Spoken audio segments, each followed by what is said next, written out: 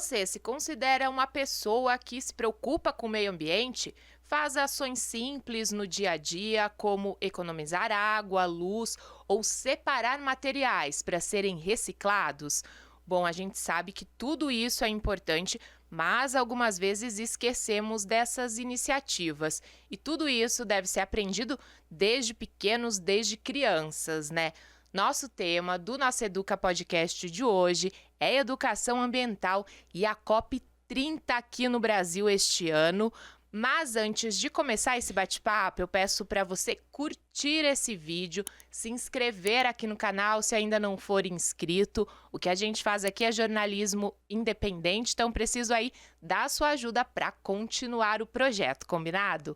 Bom, vou apresentar então nossa convidada de hoje. Minha convidada é a Cris Frade. Ela é pedagoga e educadora ambiental com atuação aí muitos anos no ensino, né, Cris? Muito obrigada pela presença. É uma honra estar aqui. Muito obrigada pelo convite.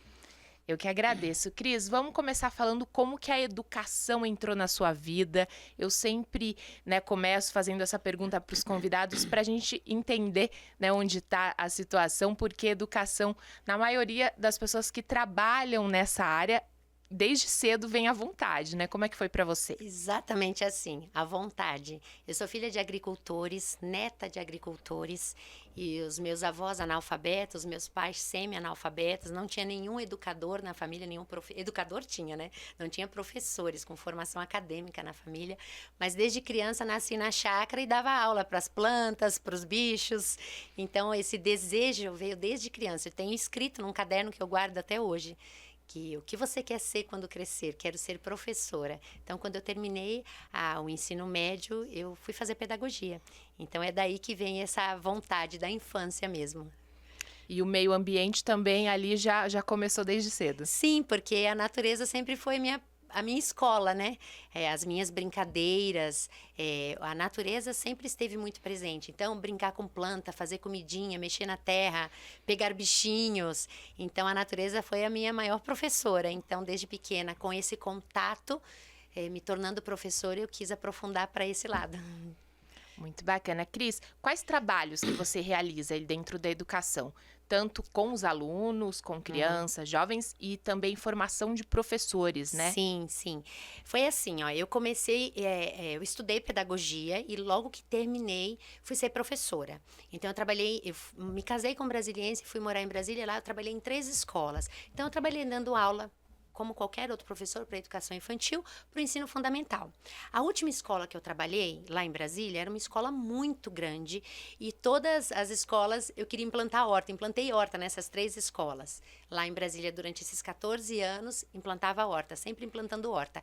E o projeto deu tão certo nessa última escola, que era bem grande, que a coordenadora falou assim: Cris, eu quero que isso seja ampliado, tenha uma horta de verdade, canteiros. E aí pediu para os donos construíram e contrataram uma engenheira agrônoma para dar as aulas de horticultura.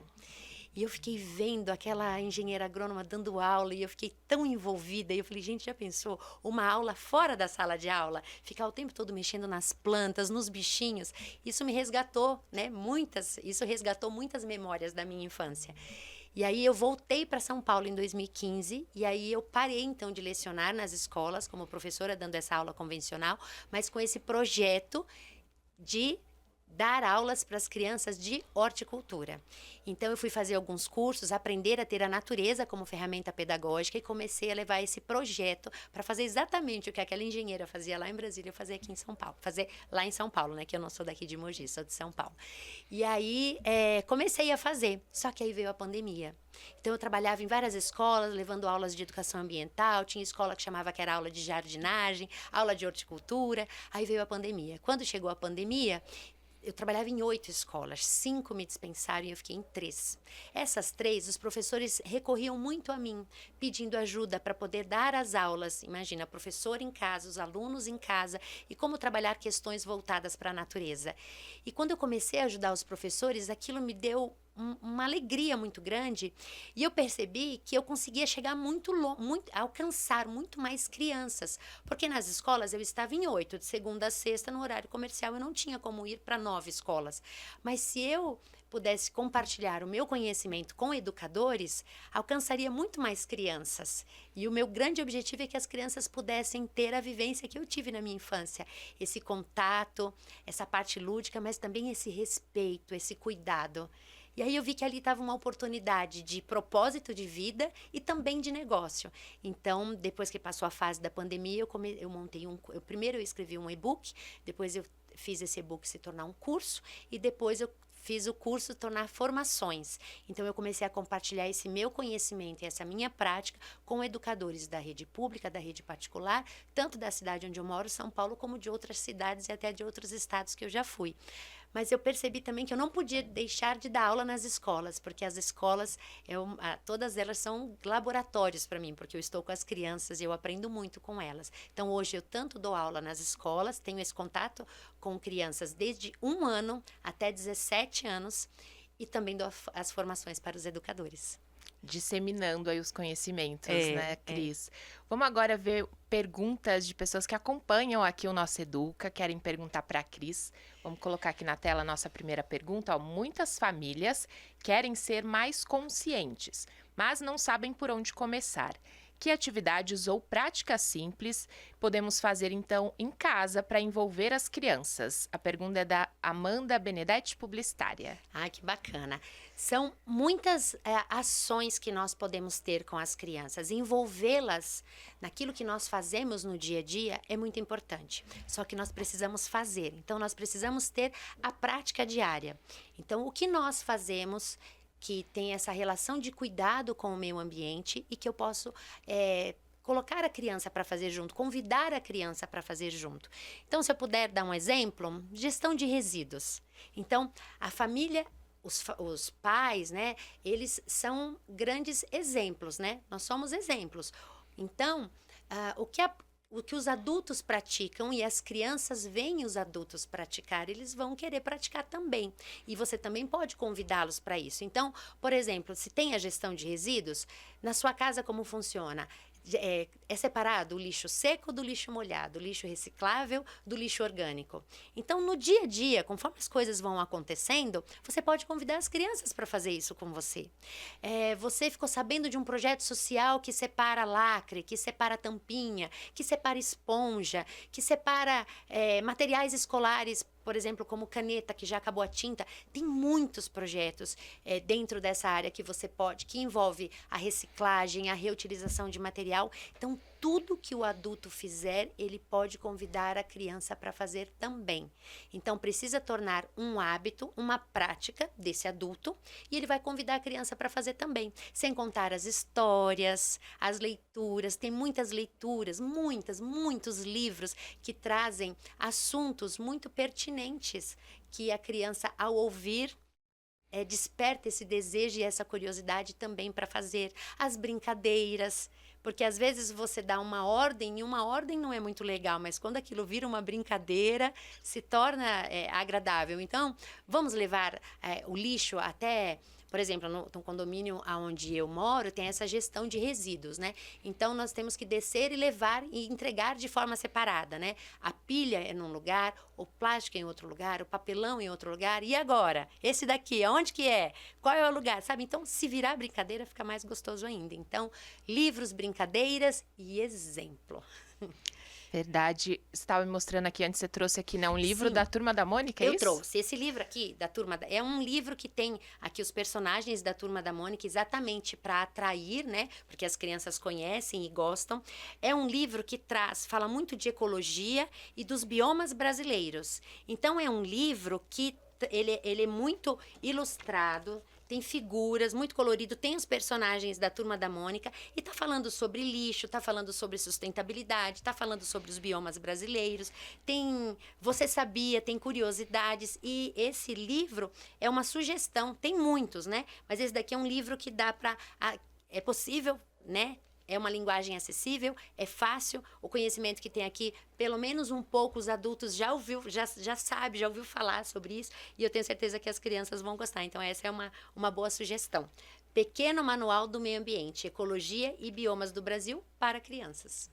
Bacana, Cris. Vamos para uma outra pergunta que eu recebi aqui para fazer para você. A segunda pergunta aqui na tela, o Léo vai colocar para a gente. A segunda pergunta.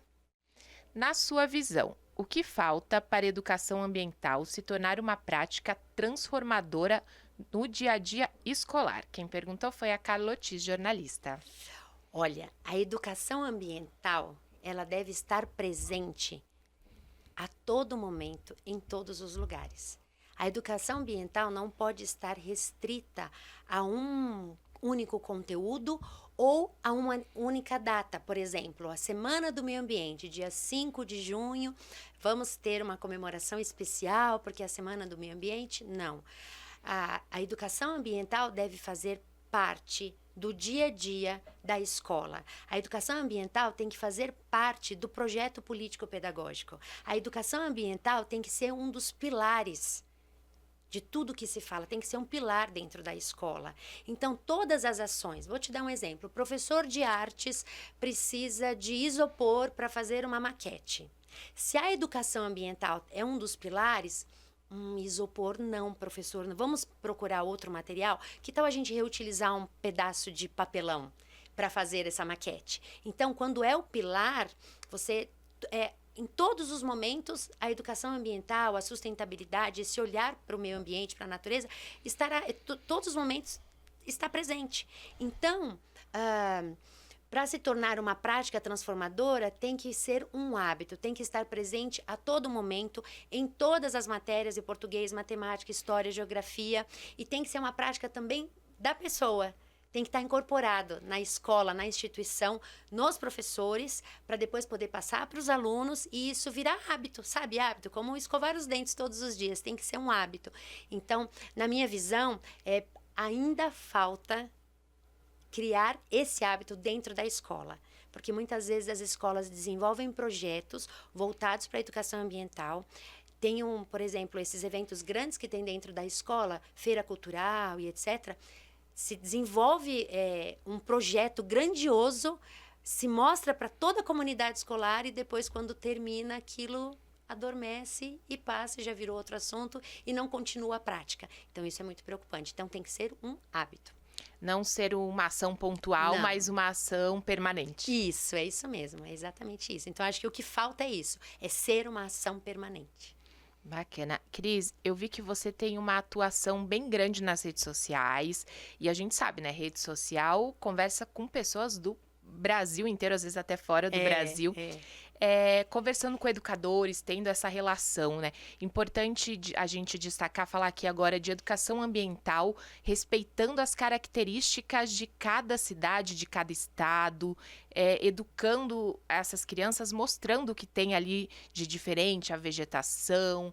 Isso é importante. É muito importante, que, por exemplo, nós falamos aqui do livro que tem, falando dos biomas brasileiros. Nós temos 6 biomas. Então, se nós falarmos, como eu falo com as crianças, né, são pedacinhos da natureza. Cada pedacinho desse que é um bioma é diferente. Então, o que eu falo aqui em São Paulo não é igual ao que eu vou falar no Centro-Oeste. Não é verdade? Não é igual o que eu vou falar lá no Nordeste, que tem a Caatinga. Então, os educadores me procuram, essa semana mesmo, uma educadora do Rio Grande do Sul me procurou. Falou, Cris, eu vi o seu trabalho de educação ambiental e eu acabei de me formar, estou trabalhando na primeira escola e ainda não tenho essa experiência, queria que você me ajudasse. E eu falei, isso é muito legal, porque, por exemplo, se nós fizermos um combinado em que eu ajude, o que eu faço aqui não vai ser necessariamente o que eu vou falar para ela fazer lá, porque ela está em outro bioma. A escola que ela trabalha lá é uma escola que tem muita área verde. As escolas que eu trabalho em São Paulo, como ele é conhecido, né, selva de pedra, quase não tem área verde. E só porque eu estou numa escola que quase não tem área verde, então não dá para trabalhar a educação ambiental? Claro que dá, o tempo todo, de diversas formas. Então, a linguagem talvez não seja a mesma, porque ela está numa realidade e eu estou em outra. Mas a educação ambiental, a sustentabilidade, esse olhar de cuidado e de preservação da natureza pode estar presente em qualquer lugar. E a gente precisa despertar esse olhar e esse encantamento nas crianças, independente do lugar que esteja, porque elas precisam aprender coisas que nós, na nossa geração, não aprendemos. Por exemplo, os meus pais não tiveram aulas sobre resíduos, sobre separação de resíduos, eles nem sabiam. Eu não lembro da minha mãe ensinando isso. E hoje as crianças têm aulas sobre isso. Então, precisa cada vez mais despertar esse olhar para as crianças, independente de onde elas estejam. E esse cuidado também gera identificação, né? A Gera. criança vai sair, vai passear, às vezes vai num parque ali fora da escola e consegue, eu aprendi aquilo na escola, isso. Sim, eles lembram, eles falam, as crianças se tornam grandes agentes de transformação. Porque se os pais não aprenderam, por qualquer motivo, e tá tudo bem, porque a gente sabe da evolução, enfim, a tecnologia, as informações hoje chegam muito fácil. Na nossa época de escola não era assim. E aí as crianças acabam corrigindo, entre aspas, os pais. Quando eles falam que... Eles comentam comigo, é muito curioso quando eles falam, por exemplo, o meu pai jogou um papel pela janela do carro, sabe assim? Então eles corrigem. Então as crianças se tornam grandes agentes de transformação. Eles aprendem na escola, levam esse conhecimento para casa e acabam ensinando os pais. É verdade. Cris, você também tem um trabalho no Instituto Ripachotti de Cultura. Como que é? Conta pra gente. O Instituto Ripachotti de Cultura é um instituto que fica no bairro da Vila Albertina, lá em São Paulo. Nós temos mais ou menos 3 anos de idade, né? 3 anos nós estamos lá. E aconteceu assim, eu tinha uma vontade muito grande de compartilhar o meu conhecimento de forma gratuita, de dar aula numa instituição sem receber nada em troca, ser voluntária. E quando a gente deseja, né, dizem por aí que o universo providencia, e nesse caso eu acho que foi isso mesmo. Eu recebi um convite. Cris, você quer vir dar aula aqui, dar aulas de sustentabilidade? E eu aceitei. E aí eu fui. E é muito curioso como eu aprendo lá. Estamos lá todas as semanas, às terças-feiras, recebemos crianças a partir de 11, 12 anos, até 17 anos, e eu sou responsável pelo pilar da sustentabilidade e levo ações concretas para dentro do Instituto. E as crianças são crianças que moram numa comunidade próxima ao lugar onde nós estamos e estudam em escolas públicas por ali. E muitas vezes eles não têm acesso a certas informações, eles não sabem.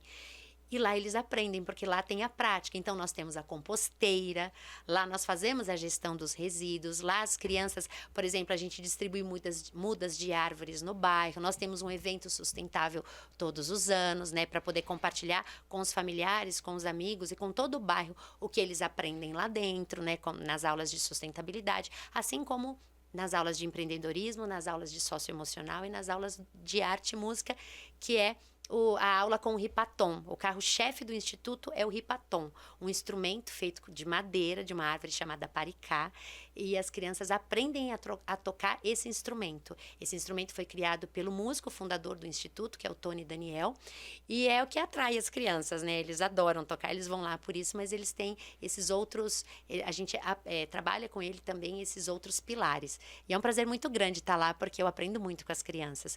Nos enche de orgulho vê-los falando de compostagem, de gestão de resíduos. Crianças que muitas vezes não têm acesso à informação, que as famílias têm tantas outras preocupações, né?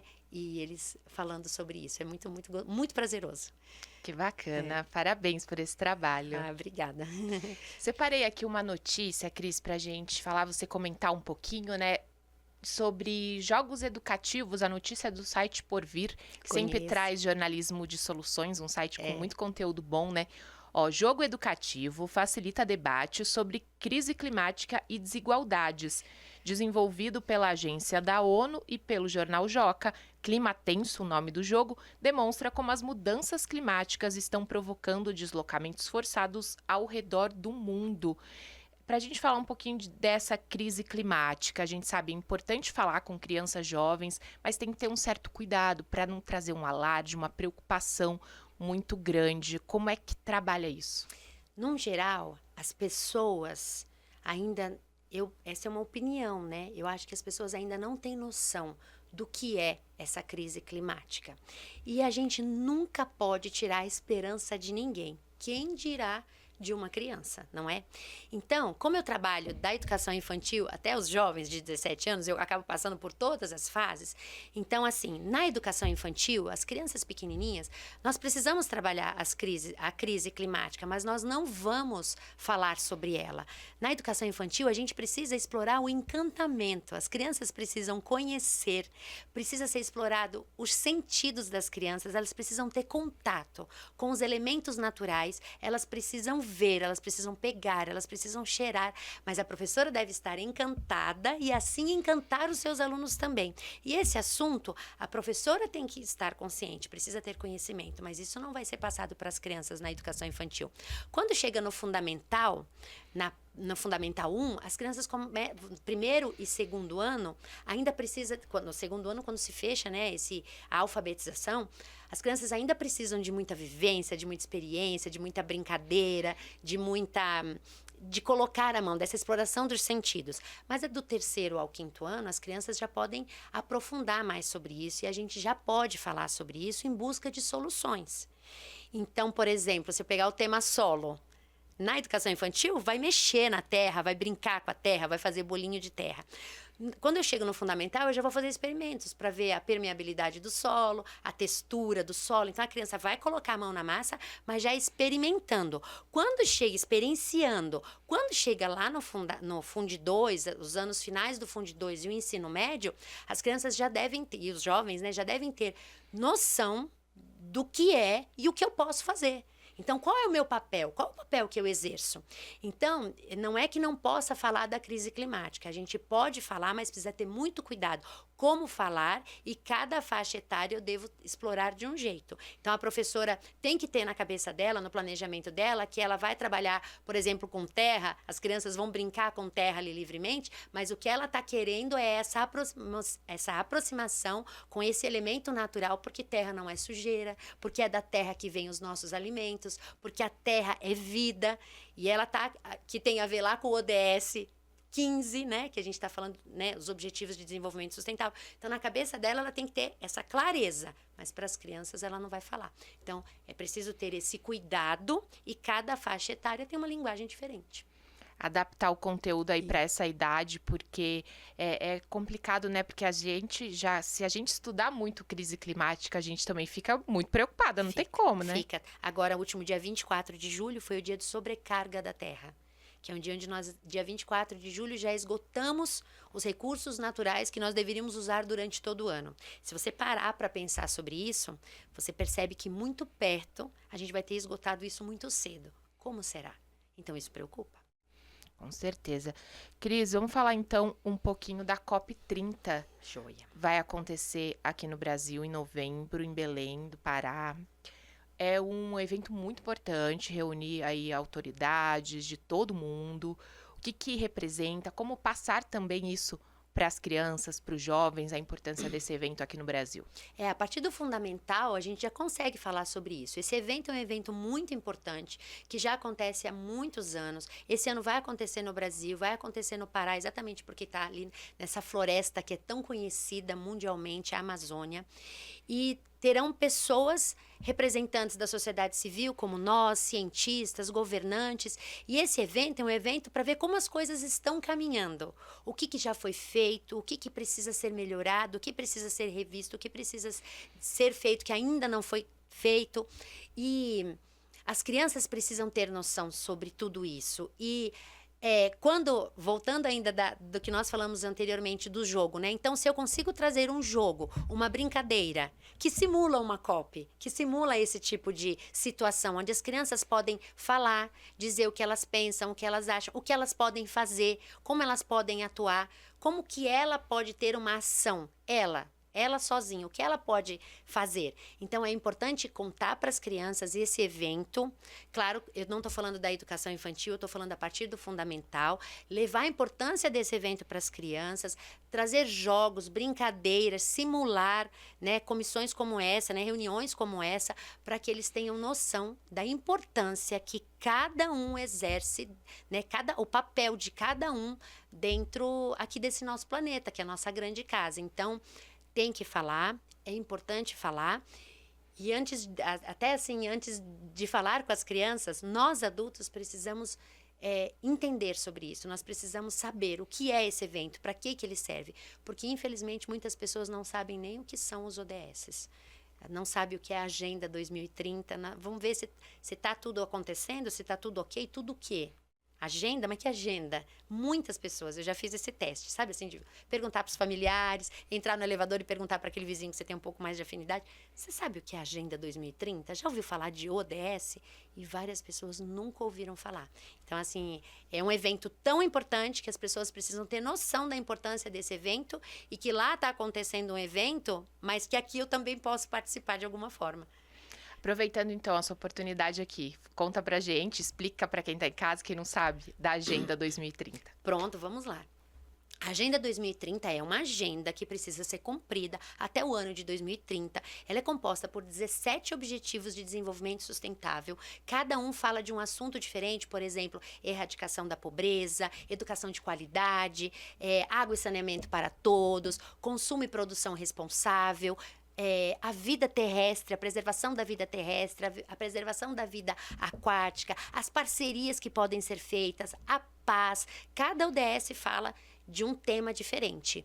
E esses ODSs, muitas pessoas talvez pensassem que é uma ação global, que quem tem que executar são os governantes, né, os donos de grandes empresas. E hoje, diante de tudo aquilo que a gente está vendo, inclusive do que a gente falou agora, do dia de sobrecarga da terra, a gente sabe que precisa de ações locais. Essa agenda precisa ser cumprida até 2030 e cada um pode fazer a sua parte. Então, você pode se envolver num projeto de socioambiental, como eu falei agora há pouco, de juntar tampinhas, juntar lacres. Você pode desenvolver um projeto de qualidade dentro da escola. Você pode desenvolver um projeto dentro da escola, como eu falei, do solo, da terra, que traz essa visão para as crianças da importância da terra. A terra não é, nunca foi e nunca será sujeira. Se você mexe na terra, sua mão não está suja, sua mão está com terra. Você vai lavar porque sua mão está com terra, mas ela não está suja. Porque se ela fosse suja, a gente não comeria nada, né? Porque a maioria dos nossos alimentos vem da terra. Então, desenvolver projetos que tragam esse encantamento, que traga a importância da água, como tem, né, o ODS 6, que fala da água doce, o ODS 14, que fala da água da vida marinha. Então, essa agenda precisa ser cumprida e nós precisamos ter conhecimento, buscar. E é muito fácil, uma busca nas redes sociais ou uma busca no Google, você consegue, na inteligência artificial, enfim, uma busca fácil. Você consegue ter acesso a essas informações. Os noticiários estão falando o tempo todo por conta da COP30.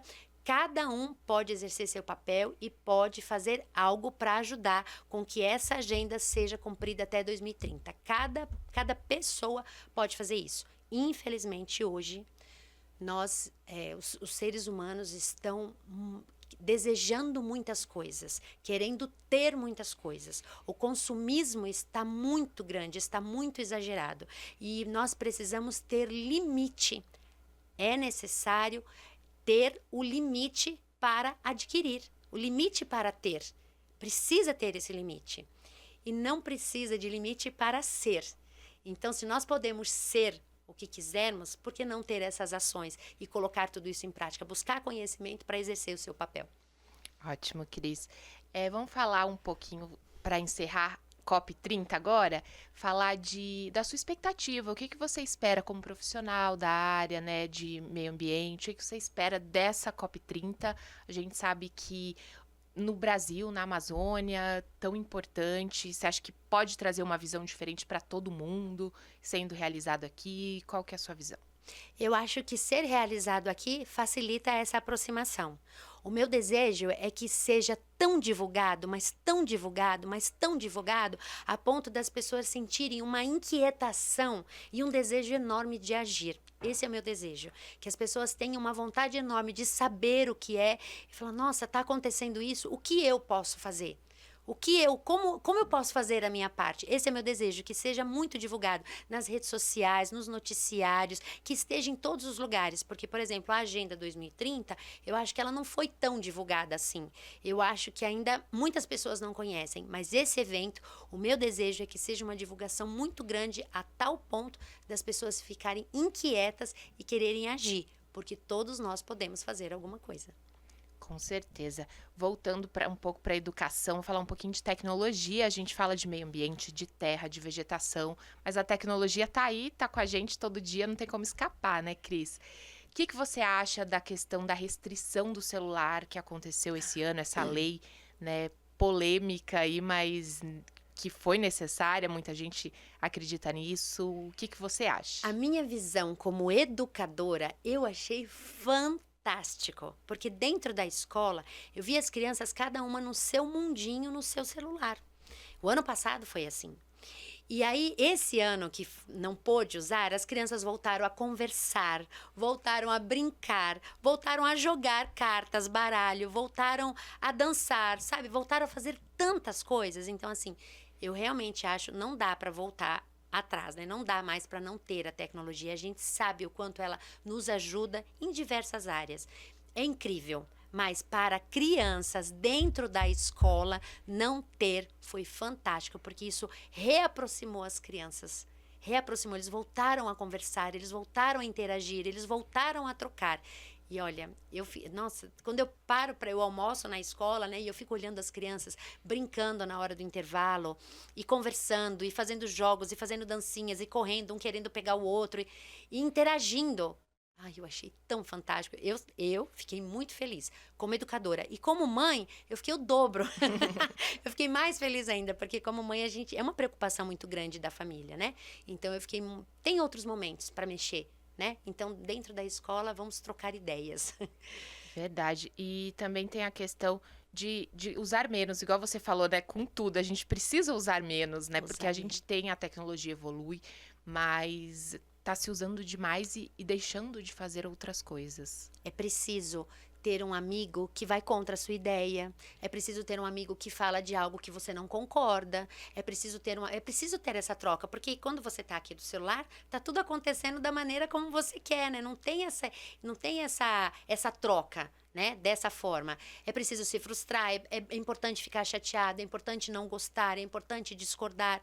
Então, a tecnologia, ela é muito boa, mas a troca com a pessoa, nós precisamos de pessoas, nós convivemos com pessoas. Sem contar uma outra parte, né? Que a tecnologia, muitas vezes, no caso o celular, acaba influenciando as crianças a desejarem muitas coisas. E esse desejo de ter, é que nos leva para esse lugar que nós estamos hoje de sobrecarga da Terra. Então, se as crianças puderem fazer outras coisas e não ficar desejando tanto, é bem melhor, né? Vamos brincar, é bem melhor. Verdade. Cris, eu pedi uma indicação de um livro, você já mostrou da Turma da Mônica, mas tem outro livro que você trouxe? Sim, eu trouxe a indicação deste livro, Sustentabilidade, o que é e o que não é, do Leonardo Boff, pronto, para não falar errado, do Leonardo Boff. Esse livro traz uma linguagem muito fácil o que é sustentabilidade, como ele está presente no nosso dia a dia, como é que começou tudo isso, quando começou a falar de sustentabilidade e hoje, como nós chegamos aonde chegamos. E o que eu gosto muito desse livro é que lá no final o Leonardo traz algumas sugestões do que você pode fazer. E curiosamente tem a ver com o que nós estamos falando. Ele fala para ouvir as pessoas, para você ouvir mais e falar menos, para você trocar, porque as pessoas aprendem umas com as outras. E olha, ele está falando de sustentabilidade, mas ele está falando de relações. E aí ele fala uma coisa muito bacana, que eu vou falar do meu jeito, não exatamente como está escrito aqui, como ele escreveu com maestria, né? Mas assim, se cada um faz um pouquinho, se cada um faz um pedacinho, se cada um se movimenta de uma forma, esse movimento que é pequenininho, pode se tornar muito grande. Então, se cada um faz um pedacinho, o pedacinho que junta com o meu, com o seu, com esse de alguém dos nossos espectadores, quem está nos assistindo, né? Vai virando um pedação. E esse pedação vai fazendo a diferença. Então, às vezes a gente acredita, assim, mas eu vou fazer isso, talvez não faça tanta diferença. Eu sozinha na minha casa. Não, faz. Porque você faz um pouquinho, o outro faz um pouquinho, o outro faz um pouquinho, e aí junta todo mundo fazendo um pouquinho, fica algo grandioso. Então, assim, é uma ótima sugestão, tanto para ler, para ganhar conhecimento, como também para mexer assim com você e falar, o que eu posso fazer? Então, eu gosto muito desse livro, é uma ótima sugestão. Ótima dica, vou colocar na minha lista também. Ele é muito, muito bacana. Eu comprei ele numa livraria chamada Livraria do Bosque, em São Bento do Sapucaí. Eu passei assim e eu falei assim, gente, a livraria tinha muitos assuntos voltados para a natureza. Aí eu pensei, vou deixar o meu salário, meu Deus do céu. E dito e feito, realmente tinham muitos títulos muito bons. E eu comecei, dos que eu comprei, eu comecei a ler esse. E eu realmente estou encantada.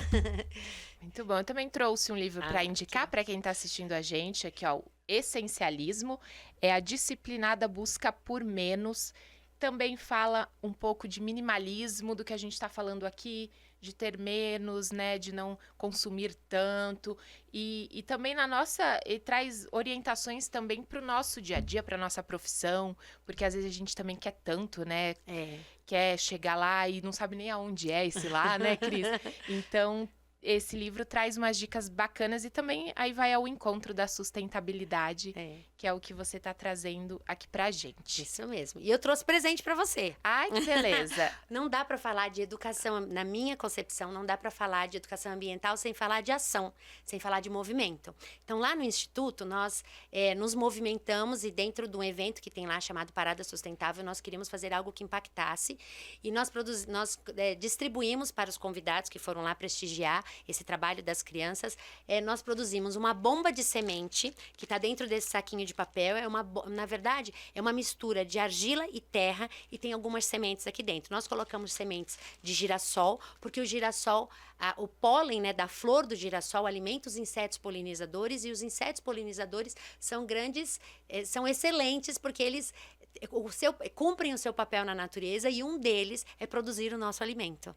Então, quando nós plantamos flores, nós estamos ajudando na alimentação desses bichinhos que são tão importantes e produzem o nosso alimento. Então, eu vou deixar com você essa bomba de semente, Janaína, você vai colocar aonde você quiser, numa praça, num terreno vazio, num parque que você vai, ou até mesmo num vaso na sua casa. Quando ela entrar, quando tiver água, se chover ou você molhar, entrou em contato com a água, essa terra com a argila, essa mistura vai absorver a água, vai molhar essa sementinha e ela vai começar a germinar. Então, aonde ela estiver, vai nascer esse pé de girassol para alimentar os polinizadores. E eu trouxe também uma muda, porque nós fizemos uma parceria com um projeto chamado Árvore Generosa, que distribui mudas gratuitamente para projetos que querem se movimentar e ter essa ação concreta de ajuda ao meio ambiente. E eles nos deram 1000 mudas de árvores frutíferas da Mata Atlântica, para que nós pudéssemos distribuir para a comunidade com o objetivo de plantá-las. Não podia, as crianças perguntavam, se você vai plantar, você leva. Se você não tem espaço, não precisa levar, porque a ideia é que a gente plante. Essa daqui é uma muda de pitangueira, um pé de pitanga, mas é a pitanga preta. É uma pitanga que não é tão conhecida, a outra é alaranjada, né? E aí eu queria deixar de presente para você também, para você plantar ou numa praça, ou num terreno, num parque, ou até mesmo num vaso, porque a pitangueira não é uma árvore que fica muito alta. Então, se você plantar num vaso, ela também vai se desenvolver e vai cumprir o papel dela na natureza. Então, eu vou deixar aqui de presente para você um presente e uma responsabilidade. Sabe aquela história? Você já plantou uma árvore? Já plantou? Então, se você não tiver plantado, agora você tem uma árvore para plantar e ticar lá na sua lista da vida. Com certeza. Eu acho que eu já plantei quando era criança, mas legal. Já faz tempo, então nunca é demais, né? Não, não é. Árvores são seres vivos incríveis que podem nos ajudar a salvar o planeta. Então, nós precisamos respeitá-las, precisamos plantar, precisamos cuidar, porque elas são essenciais para a manutenção da vida na Terra. Muito obrigada, viu, Cris? Eu agradeço você ter vindo aqui de São Paulo para falar com a gente, para conversar com a gente. E quem gostou do seu trabalho, quer conhecer um pouquinho mais, como é que entra em contato pelas redes sociais, tanto seu quanto do Instituto? O Instituto chama Instituto Ripachote de Cultura, então você encontra nas redes sociais como Ripachote. tá? E eu sou a Cris Frade, eu estou nas redes sociais também com o meu nome, Cris Frade, e é só me mandar mensagem, me chamar, estou à disposição para tirar dúvida, para ajudar, para compartilhar meu conhecimento, enfim, vai ser um prazer. Muito obrigada, viu? Por nada, Parabéns gente. por esse trabalho. Muito obrigada. E a gente segue nessa missão. Com certeza, conte comigo. Obrigada. Agradeço também a você que acompanhou mais um episódio do nosso Educa Podcast e até o nosso próximo episódio. Tchau, tchau.